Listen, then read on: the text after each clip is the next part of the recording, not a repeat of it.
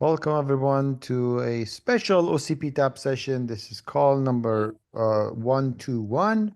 So we have Paul Borrill. Today, Paul Borrill is the founder and the CPO of DÆDELUS. Paul's background is in system architecture, performance, and storage in Silicon Valley, including Sun Microsystems, Quantum, VERITAS, and Apple. Paul's obsession with dependable computing started when he puts an experiment on the last successful flight of the Space Shuttle Challenger. He is now on his third company, determined to realize a vision for simple, reliable, and secure data centers. He likes to build things, and Paul founded the IEEE Hot Interconnect Symposium, the Storage Network Industry Association (SNIA), and It's About Time Club, a place to explore our unfolding knowledge of nature, of time, and causality for physicists, computer scientists, mathematicians, and practicing engineers. So today's talk is about Ethernet time space, and you see like the slogan of it with timestamps are an illusion and they can't be fixed with software. And why should I make you wait longer? So with no further ado, Paul, let's give you the floor. Firstly, Happy New Year to everyone. Happy 2025. Thank you, Ahmed, for that introduction. And thank you, everyone, for your attention for the next hour, where I talk about space-time in the context of Ethernet. In episodes 1 through 4, I can now confidently say last year, we attempted to separate the common belief system of a Newtonian view of the world, which much of the computer science community has. And in thinking about race conditions and why timeouts and retries are the root of all evil, and the conclusion of all that is that timestamps are an illusion. They can't be fixed by software. So this quest for a single consistent timeline across distributed systems collides with the reality that physics itself does not provide a universal notion of time. And in quantum mechanics, which is the machine code of the universe that we live in, there is no consistent causal order at all. So although timestamps, from the synchronized clocks that we talked about in this channel so many times in the past, remain indispensable in an engineering practice, we must recognize them as approximations rather than absolutes and design our systems accordingly. Time synchronization is not merely a technical challenge, it's a conceptual one, and software fixes are only band-aids. They can never be deterministic. So today we're going to show you a bold plan for a solution which is called Ethernet 2025, which is a new standards initiative. So first of all, I want to acknowledge all of the folks who've helped me with this presentation, who've inspired me to and helped proofread and given me guidance on putting this together. So thank you, all of these people, and also to the Mulligan Stew Gang for their inspiring conversations, contributing to everything that we now know about the nature of time and causality. Paul, So, if you acknowledge the meeting recording, then we can see your entire screen. Right now it's obscuring us. oh, thank you. Let me just click OK. What does it say? On the top of your screen. OK. The meeting's being recorded. Oh, okay, good. All right, let's go. Thank you for letting me know. Good. All right, let's go back to... Still there? Ah, I see it. Good catch. I wasn't looking at that screen. All right, so we talked about synchronizing clocks that don't work the way most distributed systems community think they do. One might argue that advanced time synchronization protocols and robust hardware like atomic clocks or hyper-precise GPS signals could yield consistent time stamps, but reality begs to differ. Network congestion, jitter, even with high bandwidth links, packets containing timing information experience variable delays, hardware reliability, clock drift due to temperature changes, manufacturing differences, and aging of components, as well as security and malicious actors. malicious time signals can mislead clients, for example, using replay attacks in PTP or NTP. So timestamps are an illusion. We cannot escape the conclusion that any attempt to impose a global timeline on a fundamentally asynchronous, partially failing, and relativistic system will always be an approximation. Timestamps are tremendously useful illusions, but illusions nonetheless, and no amount of software can fix them. So what is the solution? Well, Ethernet is now 50 years old, and this idea was born in a conversation I had with Bob Metcalfe at the Waltham Summer School in 2022. We believe the only way to fix the problems we have in distributed systems is to begin with layer 2. Layer 2 set the scene for all of the layers above, the good and the bad things, which we now understand a lot better. So Ethernet 2025 envisages a bold reimagining of networking for the next 50 years. By balancing latency and bandwidth, scaling from chip level to rack scale systems, introducing extensible communication in a bump on the wire, for example, and also new capabilities in the network hardware, we can integrate physical and software layers seamlessly. If we aim to address these emerging challenges like ultra-low latency, energy efficiency, and reliable streaming.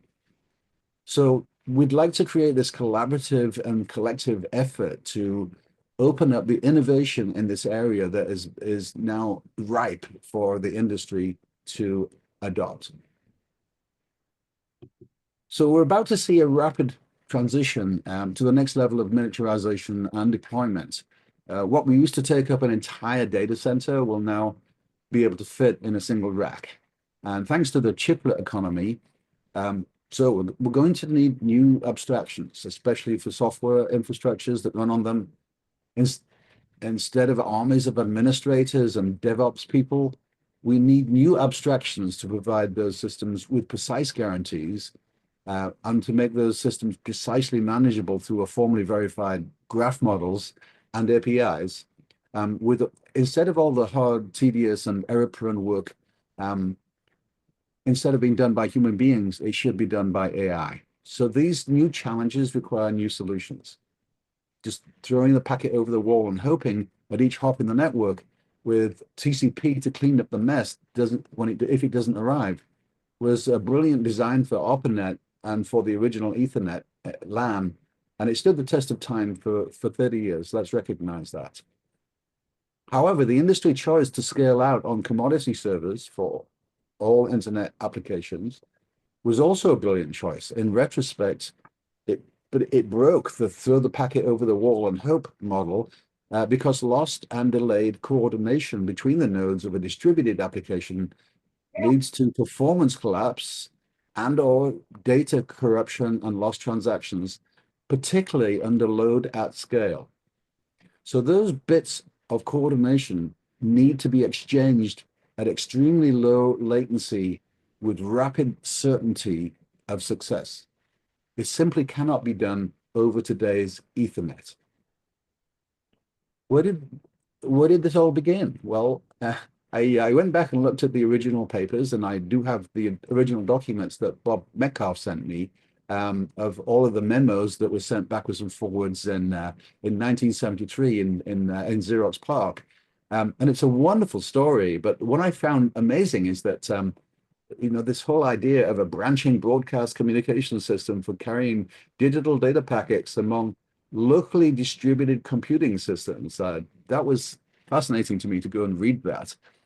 So the problem is that existing standards are constrained by the technical and business imperatives of their respective incumbent vendors, and hence would be reluctant, for example, to eliminate switches and routers or make nodes of the network truly self-organizing as peers rather than having a central or hierarchical control.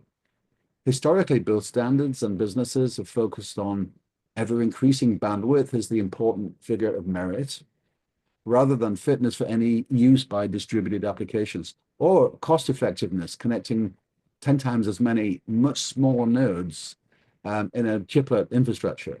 So the Ethernet 2025 workshop, which we're announcing today, will happen on the 21st of January. That's in 3 weeks' time. This provides a space for creative exploration of foundational changes and disruptive innovation free from the constraints of existing commercial ecosystems. So I'd like to also honor Gordon Bell, who's was my friend and mentor for much of my career. And before he died, we were discussing exactly this idea of what we do that would be different on Ethernet. And he said, look, the big problem always has been, and we talked about this, pretty much every generation of Ethernet, is we could use one big pipe for everything to carry fresh water and sewage and natural gas. But as with the physical world, the problem is sorting out the mess at the end. So we think that there's going to be a bifurcation in the way that networks are developed in the starting inside data centers, perhaps one rack at a time. What I'd like to do is I do have a full description of what we'll plan to do in the Ethernet 2025 group. But I was inspired yesterday by some of my friends from the Mulligan Stew Gang to actually talk about the axes of discussion. So basically, Ethernet 2025 is a forum for rapid development of a new standard. So the question is, can we create a bold new reimagining of what Ethernet should be with hindsight, and what are these axes of discussion? So first of all, latency versus bandwidth is a pretty obvious one. Trade-offs there of obviously, can improve one and do not improve the other one, and vice versa.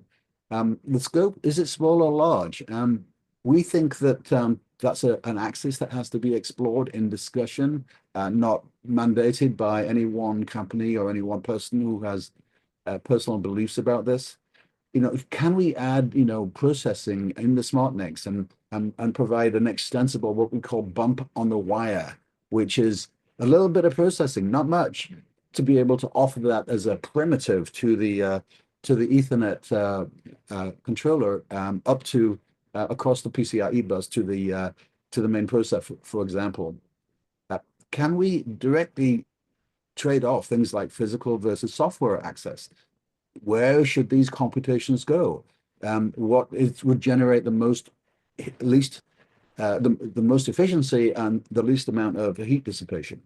What about streaming? Can we optimize flow control, for example, with better credit-based flow control systems?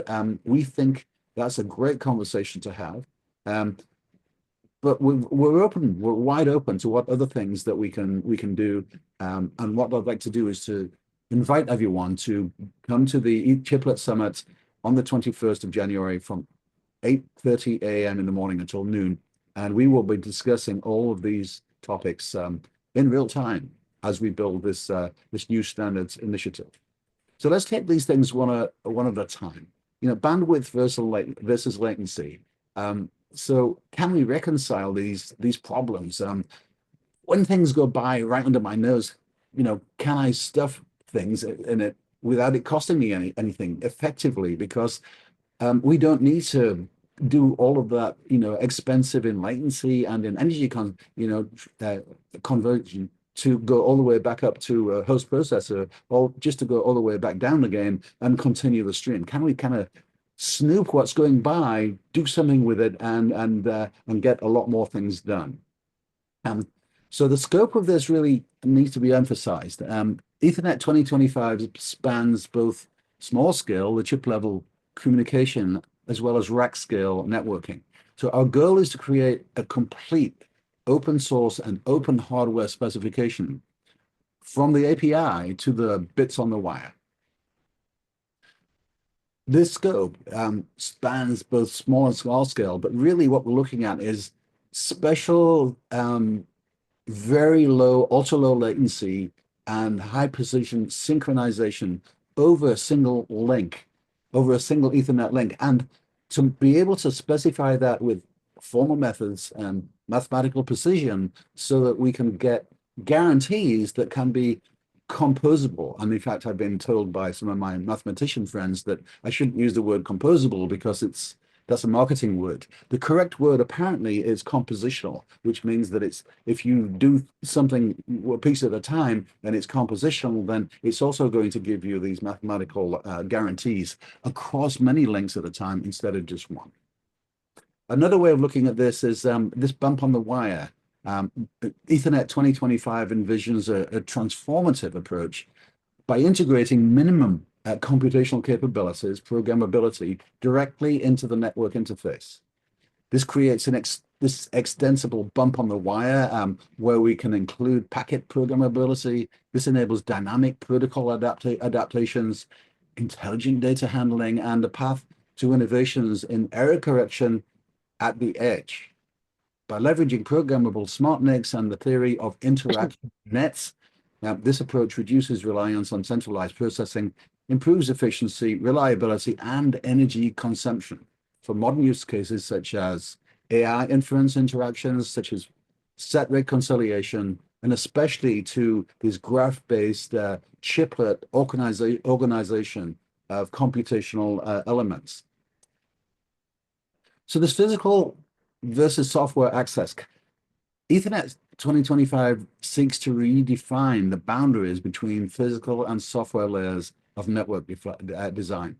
While physical access ensures high-speed, deterministic data transfer, software programmability offers flexibility and adaptability for diverse applications. So the challenge lies in creating a harmonious integration where physical hardware can support programmable interfaces without compromising performance, enabling new innovations like smart NIC-driven workflows and application-specific optimizations. So the streaming versus optimizing flow control trade-off. We can revolutionize streaming and flow control by introducing adaptive, intelligent mechanisms for managing data transfer. Current flow control methods often result in bottlenecks and congestion, especially in high throughput applications like AI workloads or real-time streaming and transaction processing. By leveraging advanced algorithms and programmable hardware, the goal is to create a seamless, congestion-free streaming that dynamically adjusts to the changing network conditions while ensuring fairness and efficiency across all connected systems. So what else can we do? The success of Ethernet 2025 depends upon a collective innovation and collaboration. And so we invite participants from diverse fields, including distributed systems, quantum networking, quantum computing, hardware design, and especially software infrastructure to share this bold, transformative ideas. So the question is, what are the key challenges that you, participants at this forum here, foresee for the next generation of Ethernet? How can we address emerging needs like ultra-low latency, energy efficiency, and secure, scalable protocols? So your insights will shape the vision and roadmap for Ethernet for the next 50 years. So what would be this happen at this Ethernet workshop, the Ethernet 2025 workshop, which is going to be at the Santa Clara Convention Center on the 21st of January coming up. Ethernet has been the cornerstone of networking for over 5 decades, and it's adapted to the changing technologies, the applications, and the economic realities beautifully over this period of time.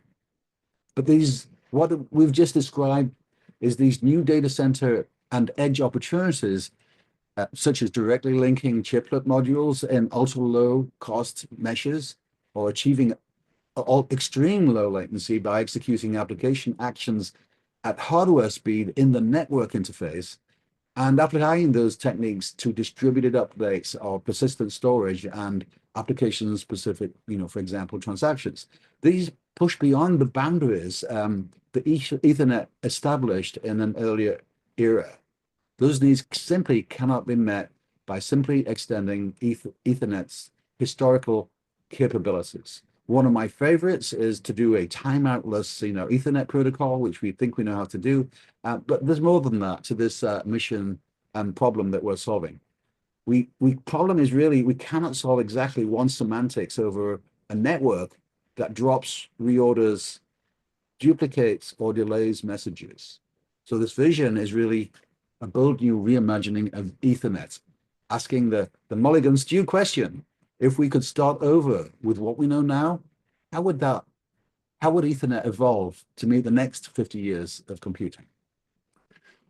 So Ethernet 2025, can we, as a community, create a bold new imagining of Ethernet? That come to the conference, the Chiplet Summit on the 21st of January, and we will be opening up this discussion. So one of the things I want to really emphasize here is that the biggest problem that we have in data centers today is this exponentially growing energy consumption. It is completely, it's not completely unnecessary in my mind, but I do, as a physicist, understand that, you know, communication costs dwarf compute costs, both in time and in energy. So these quotes and statements on the left-hand side, and the main point here on the slide, that data center scale communication can cost over 1,000 times more than the on-chip data movement. And so knowing this and realizing that, you know, a simple floating point operation consumes, I don't know, 5 to 20 picojoules per operation, which is significantly less than the many nanojoules required to ship a single bit across a data center link. These numbers come from Bill Daly, and also a presentation that I will put in the link to these slides. So now that we've got that problem on the table dealing with energy consumption, there's also other things that we need to talk about. But why now? Technologies like 5G, private data centers, and the upcoming wave of quantum networking, they demand secure, isolated, deterministic, and highly efficient network protocols. Ethernet 2025 must rethink assumptions about security, reliability, congestion control, time synchronization, and application integration. So what we want to do is align what the network does with what the distributed application needs to accomplish. The network is not allowed to create a mess that the application must discover and then clean up, but rather must either ensure both the sender and receiver, this is the user space software endpoints in the distributed application, both know that a message was successfully sent and received, or only the sender instantly knows that it failed, and no other node or part of the network knows that message even ever existed. This is doable. What else? Ethernet has been the cornerstone of networking for so long. So this vision is really that the libraries and the software and the drivers, we'd like to get the operating system out of the way. I do know that Linux has got this ability to set up, direct kernel bypass, and we need that anyway for the authentication. But once these things starts going, there will be a direct connection between what the application is asking for in its API to what's going to happen at the bits on the wire and how the errors are going to be handled in a very precise and reliable way. So from a different perspective, a network message becomes a transaction which exhibits acid properties. So we all know about atomicity and isolation and durability. Pat Helland has given us a wonderful a series of talks which you could find online about all of the conflation of different concepts of consistency, for example. But when you have a message that exists only between the endpoints and is not visible to any other observer, that allows us to rethink, Ethernet's core primitives. This includes the frame structure, error recovery, flow control, but especially in this context of Shannon information theory, and the modern version of that, which is quantum information theory. We expect to be able to introduce for programmable minimum compute capability into the NIC level to ensure reversibility and support of application-specific protocol behaviors. We expect to address trade-offs between the signals, the noise, the energy dissipation, and building on these principles that are now well understood in quantum thermodynamics. We can create a protocol framework that is as simple as Ethernet's original design, but scalable to today's and tomorrow's use cases. And this includes chiplet interconnects and AI accelerators especially. So a new fundamental multi-phase primitive, what for example, I call the set reconciliation of Shannon states for common knowledge, enables us to do network-assisted transactions. So we're approaching halfway through here, and I've got about 5 more slides to go. So why are we doing this? Why not the IEEE or the Ethernet Alliance or UEC? The problem is that large standards bodies are often constrained by commercial interests and slow-moving processes. So this workshop creates a dedicated space to rapidly prototype ideas like highly latency-constrained use cases and validate them before engaging with the formal standards of organizations, just like I did with the SNIA when I got tired of how slow the IEEE was in the 1990s. But more importantly, it allows us to focus on new use cases. Ultra Ethernet consortiums focus on switches and routers, serves bandwidth-driven applications very nicely, but it neglects areas like this super large and intelligent coherent system deployments that we have heard from some engineers they need to do in their data centers. It enables us to do embedded transactions without timeout and retries. It enables us to build monitoring and also distributed system debugging into the protocols so that you can get determinism on demand and the ability to see what your packets are doing with a bump on the wire, perhaps sending messages to your console to say this is where this protocol is up to right now. But more importantly, this provides a neutral ground for rethinking. Separating the existing entities avoids conflicts of interest, and it allows for participation from a broader range of industries, including startups and academia. This is fostering genuine innovation.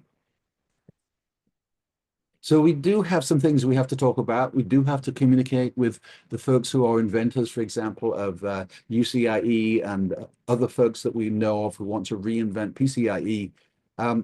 There's a few shortcomings there. Some of them are on the slides. But really what we're talking about is creating a collaboration, creating a forum for a discussion where we can learn from each other and actually solve both the problems of APIs to bits on the wire, as well as the flexibility of communication. One of the biggest issues, for example, is system bring up, testing and instrumentation. Another one is booting and debugging. Both protocols assume a static and hierarchical initialization process, which doesn't align with the dynamic and distributed nature of modern hardware. The basic inherent problem is the next step in evolution of computing requires moving away from hierarchical to self-organized, intention-driven systems. So yes, of course, we want ultra-low latency. None of these new protocols are capable of being optimized for sub-microsecond latencies end-to-end, which is required by workloads such as real-time AI inference or high-frequency trading, for example. By addressing these shortcomings, Ethernet 2025 can become the unifying fabric that seamlessly connects traditional Ethernet domains with the emerging chiplet and AI ecosystems and the software that runs on them. So the call to action here is very simple. The Ethernet 2025 workshop will gather visionaries from across disciplines, distributed systems, hardware design, quantum networking, and software infrastructure to lay the groundwork for this chiplet era of networking. The workshop will focus on identifying core principles and a pathway for future standardization while encouraging this bold blue sky thinking in initial meetings only, followed by an intensive charrette and aggressive specification schedule. We are going to get really serious about building a specification by March is my deadline for a implement, or for things that can be prototyped and implemented, and by May or June for a complete specification, or at least complete enough, 90% complete, to be able to have everyone count on that remaining stable enough and a foundation to build the new future for Ethernet. So what about this thermodynamics issue? We are going to need to bring in more than just electronics engineers and computer scientists. We need to talk about the thermodynamics of Ethernet. We see from talking to the physics people that we can directly address the crisis in energy consumption in data center communications. And we do that by combining Shannon information theory with quantum information theory and quantum thermodynamics. That mathematical physics, deep understanding that we now have is how already that knowledge is out there.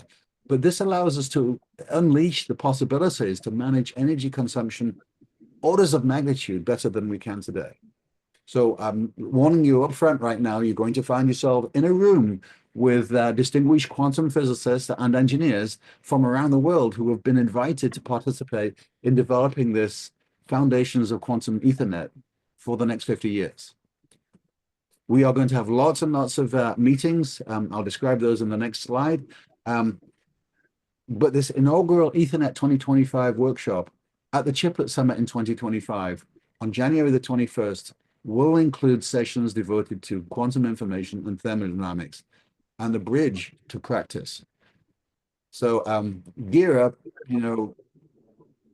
get ready, strap in, hold on. We're going to have a fantastic conversation, bringing these two worlds together so that we can build a future together. So what is the project all about?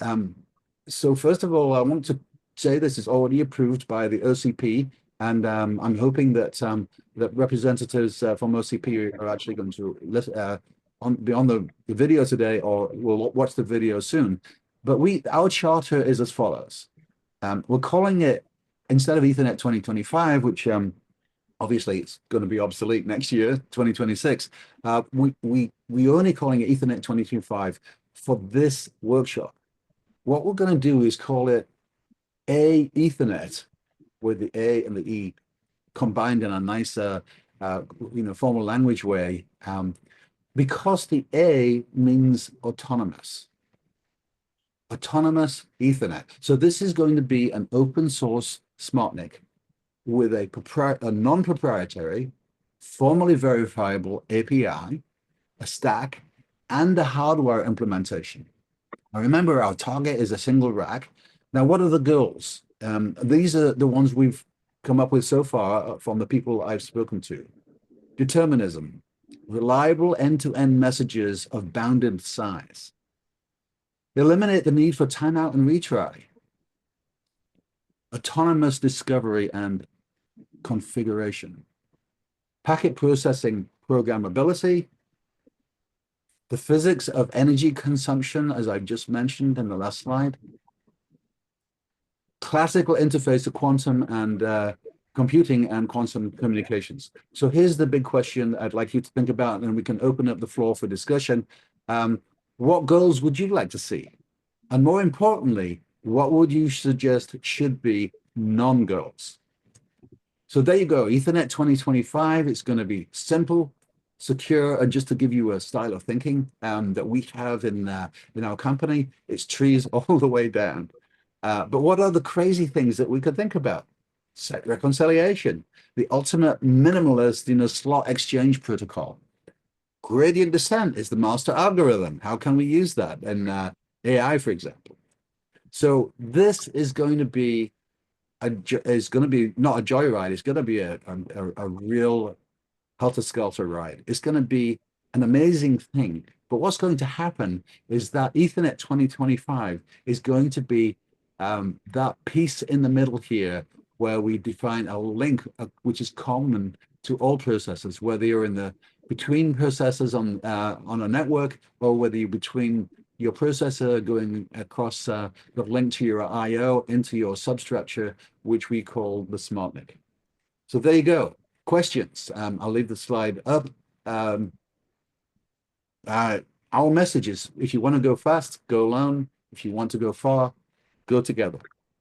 All right, let's open the floor for questions. Let me get rid of you guys and stop sharing so I can see you all. Probably need some icebreaker or something.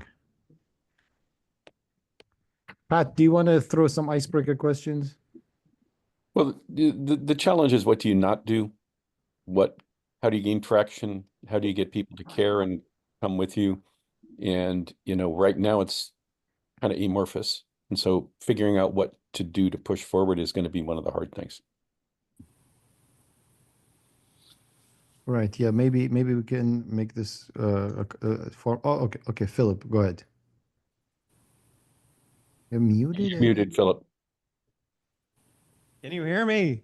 Yes. Yeah. We can hear you. Okay, my microphone's over here. I'm relatively new to the space, but I just wanted to ask maybe a dumb question.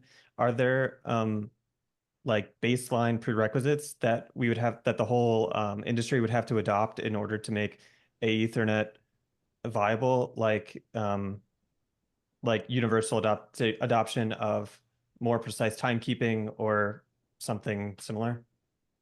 So I'd like to say no, there are no preconceptions. I have heard lots of requirements from different people who I've talked to privately with some really brilliant ideas.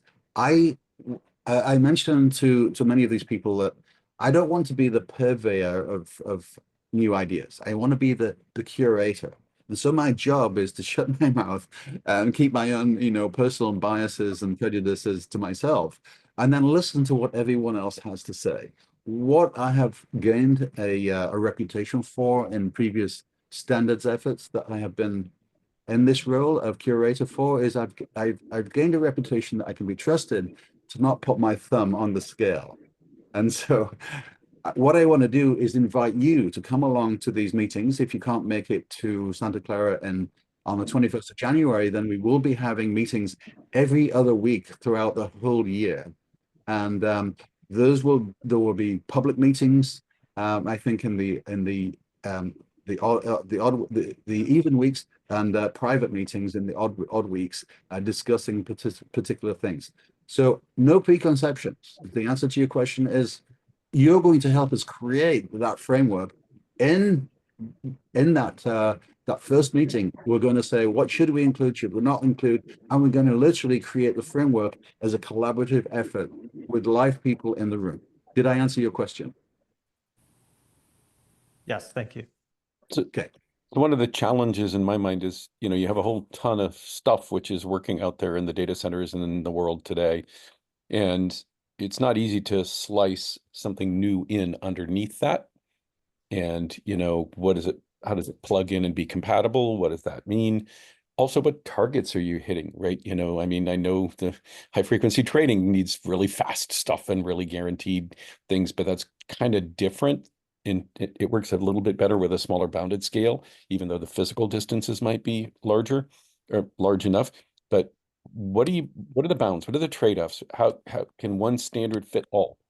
And that's a real question of, what do you do to think about that? And maybe the standard includes a dial, so it's kind of multiple standards with overlapping behavior in some cases. But how is that going to be addressed?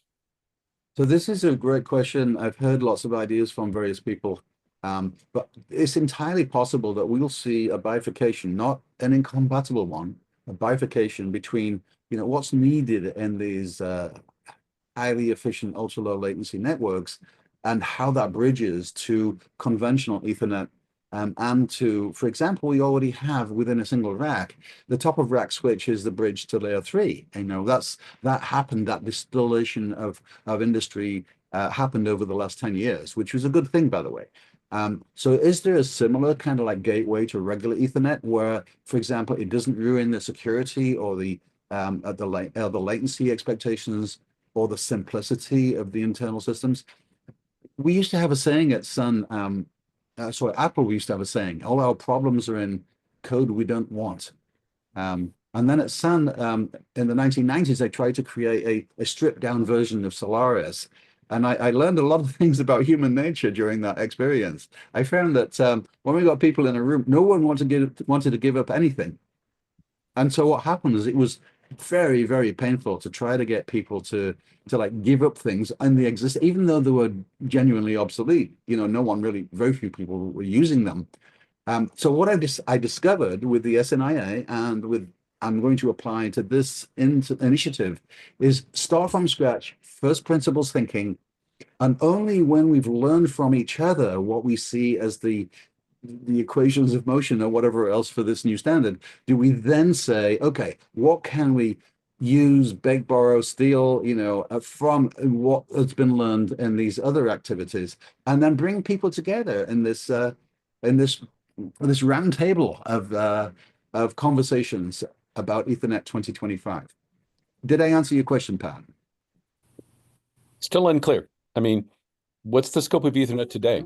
You know, one thing, Pat and Paul, is from previous project that were done, kind of looking, we kind of sectioned few things, and the biggest bang for the buck in terms of getting something to start with Ethernet is anything under the PHY layer. So if you look at the investment that were done to get basically the optics, the transceivers, SerDes, etc., that is a huge industry work that's been done, and a lot of the problems that you were putting out there, Paul, were stuff that is above that layer. So if you start with the kind of the absolute minimum that pretty much anything below the PHY. So if you take basically the encoding, and there is various encoding depending on the speed, of course, 8B, 10B, or 64, 66, or FEC encoded stuff. So anything below that PHY layer will allow you to piggyback on everything that was test equipment, optics, SerDes, everything that you need from the Ethernet for that point. Now, from that layer, once you start with defining the frame, I remember like for several things like PON or RPR, people started trying to change the frame size, etc.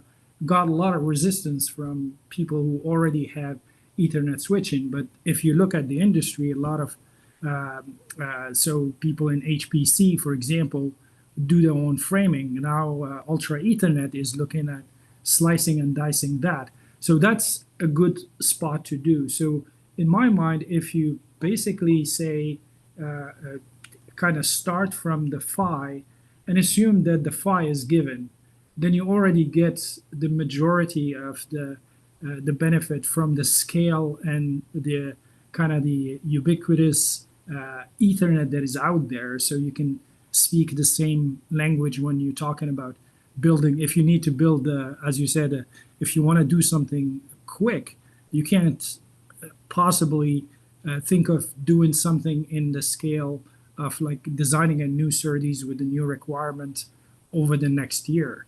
So if you piggyback on that, that's great. So then you have that layer, and you go to the application, and now you have a huge amount of kind of legacy things that have been carried over the years for various reasons that you can do without or completely replace or change it, and that's something that can be done. I hope that made sense. That was great. Well said, Med. Thank you. That was a very good point. And we do have this fantastic, foundation of technology which already exists, and we just plan to use what exists. We're not going to redesign the SerDes, for example. We're going to basically see what we can do in the next layer up to utilize those SerDes in different ways. One of the things we might do to separate ourselves from the past, by the way, might be we don't need negotiation of speeds, for anything below maybe 25 gigabit. So all of that, legacy can kind of like be left behind and not included in the complexity of what goes forwards. So does anyone else have any questions? Any more expansion? I want to create a community here that engages like we do with the Mulligan Stew meetings every Friday morning at 7 a.m. But this time for, maybe it's on Wednesday mornings or Monday mornings or something, but this would be explicitly about this rapid progress to agree on the constraints and the foundations of Ethernet 2025. Hi again, it's me, Phil. This year I have a small anecdote to illustrate my question because I'm not sure how to articulate it. This year I went to the International Aeronautics Conference in Milan, and there was a group where all the PNT providers got together to talk about an interoperability standard. One of the questions that came up was everyone was trying to discuss and come up with the solution to serve the community, but everyone in the room was a provider and nobody in the room was a customer or user of the system. And it kind of got echo chambery because everyone was talking about this interoperability standard to serve the people that weren't in the room. So I don't know how to form that into a question, but I see that as a risk for happening for developing a standard with all the people that will make it happen without having the users in the room, but too many cooks can get in the kitchen quite quickly. So I discovered that in the IEEE back in the early 90s, when Bob Metcalfe was standardizing, well past standardizing the Ethernet. And I was very young at the time, and I rose rapidly in the IEEE, and they all of a sudden they made me the vice president of standards for the IEEE Computer Society. And I didn't know what the hell I was doing. It was completely like Wouldn't have accepted it if you did. I wouldn't have accepted it if I did, exactly. But what I learned there is that all of those committees get bogged down. Here's a nice story about Bob Metcalfe. Bob and I talked a lot when we were at the Wolfram Summer School. And one of the things that gets put out there as a misunderstanding or as a misapplication is claiming that Bob Metcalfe didn't understand that the ether had already been discounted by Einstein, and it was laughable because everybody knows this, and don't get me wrong, Bob Metcalfe is an impeccably good engineer and scientist. He is not going to make that kind of stupid mistake. But what happened was that story was kind of like leaked by an IBM engineer who to try to discredit Ethernet so that they could support token ring instead. And that's the kind of, what we call techno politics that happens in the IEEE standards committees. So partially because of that, towards the end of the 90s, I got very tired of the IEEE and kind of moved away, but I wanted to do something quickly. So I created, with a bunch of other companies, I created the Storage Networking Industry Association. And after about a year of that kind of activity, I started to see the same kind of techno politics creeping in. And I thought, how can I deal with this? I was the vice president CCO for VERITAS Software, and I had a big budget, and I could bring people in. So I literally, and that is the secret sauce, I created a separate legal organization and a set of rules. And the rules were, number one, this is an NDA. You may not tell anyone that this organization exists. Number two, you have to create a specification which is 90% complete within 12 months. Number three, no marketing people allowed, no sales people allowed. Only bona fide engineers are allowed in the meeting. And what that did is it created an environment where we literally created a specification. It actually took more than 1 year. I was disappointed. It took a year and a half, and finally, but still less than the 10 years it takes in the IEEE. But the goal was to create this specification that had this well thought out structure to it, and then release it to a wider open organization. And this is kind of the same kind of activity. We're going to have a lot of private meetings where things come together fast. We're going to have the voting rights of this are not going to be, just because some large company puts a lot of money into it. The voting rights of this are going to be based on an entirely different set of principles. And I'll give you a clue. It's like, if all of the people don't attend the meetings, let's imagine there's 10 required meetings to get us to you know, let's say the April or May deadline. So all of the people who come in, let's say everyone's given, you know, 1,000 votes. So let's call it 1024 votes, because you'll see where I'm going here. If you miss one meeting, you divide that by 2 and you only get 512 votes. If you miss 2 meetings, you divide it by 2 again. If you miss 3 meetings, you divide it by 2 again. So I'm creating a power law distribution of incentives for people to attend all of the meetings and not come up with how do we call this? You know, part of the principles of the organization, no excuses. Second principle, no whining. I am going to go hardcore Elon Musk on everybody for weekly progress in this organization. And we're going to create a specification faster than anyone thought was ever possible. This is going to help not necessarily eliminate, but certainly vastly reduce the technopolitics so that we can do this quickly and serve the world by not procrastinating. So did I answer your question, Philip? Yeah, you're gonna go Mach speed in the standards world, ahead of the sonic boom. Well, I do have the experience to do this. I've done it before more than twice. I can't tell you about the other time, but this is you get the idea. I used to be a real nerd, you know, introverted and deeply technical when I started my career. Now I found out a lot more. I've learned a lot more about people. I've learned a lot more about organizations, and I've learned a lot more about what does work and what doesn't work. So, Paul, what is this going to stand on top of? You're not going to redefine optics. You're not going to redefine the electronics, I don't think. You know, what does this stand on top of and what does it stand below? And how can what are the advantages to pouring goop into this rather than just taking what's there and building crap on top of it?